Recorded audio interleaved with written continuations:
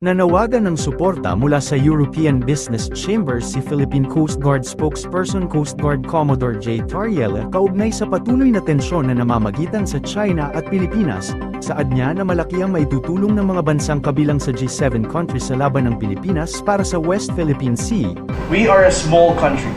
Our voice is so tiny, but for the countries that are bigger than them, combined, we believe that the G7 countries can make China fall in line.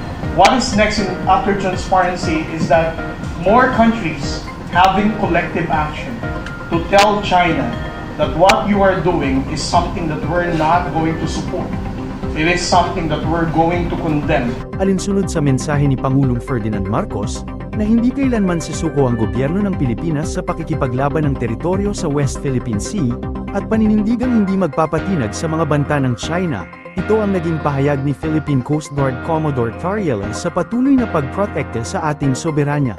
We want the Filipino voters to make sure that those people that they are going to elect in Congress, whether in Senate or in the House of the Representatives, are those lawmakers that would support our fight for the West Philippines.